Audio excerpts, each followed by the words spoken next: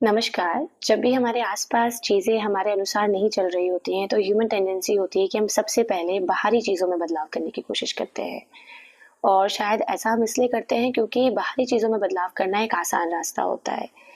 कठिन रास्ता है स्वयं में बदलाव करना।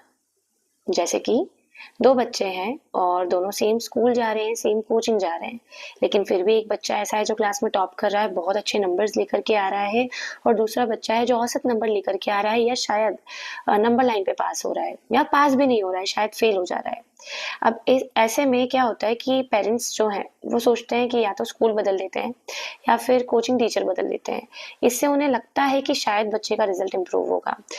पर किसी भी बच्चे का अच्छा नंबर लेकर के आना या क्लास में या अपने एकेडमिक्स में अच्छा परफॉर्म करना, ये बहुत ज़्यादा डिपेंड करता है इस बात पर कि वो बच्चा खुद बैठकर कितनी देर तक पढ़ाई करता है।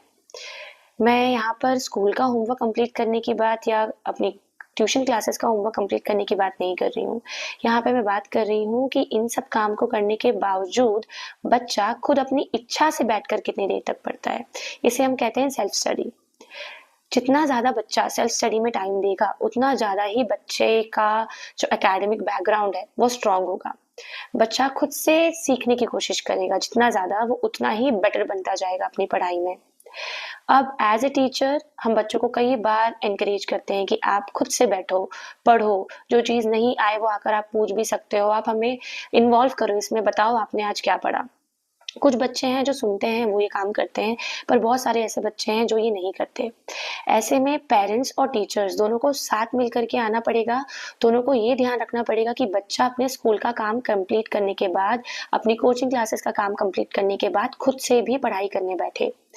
ये मैं बहुत अच्छे से जानती हूँ कि आज का जो समय है वो काफ़ी ज़्यादा बिजी है। पेरेंट्स अपने काम के अलावा बच्चों के लिए समय नहीं निकाल पाते। मैं ये उम्मीद नहीं करती हूँ पेरेंट्स से कि वो हर दिन अपने बच्चों को लेकर के बैठे और पढ़ाएं, लेकिन जब भी आप समय निकाल पाएं या अगर आप पढ़ा सकते हैं तो बच्चे को हफ्ते में 1 दिन 2 दिन या जितना भी आप टाइम निकाल सकते हैं लेकर के बैठें, जानने की कोशिश करिए और समझने की कोशिश करिए। इससे आपका और आपके बच्चे का बॉन्ड भी स्ट्रांग होगा और आपके थ्रू बच्चे को गाइडेंस भी मिलेगी।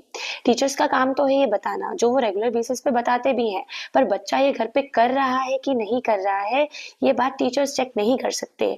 ये चेक सिर्फ पेरेंट्स कर सकते हैं। तो इसलिए प्लीज़ अपने बच्चों को एनकरेज करिए कि सिर्फ स्कूल का काम, कोचिंग का काम करके बैठना नहीं है, खुद से भी पढ़ाई करनी है। Thank you.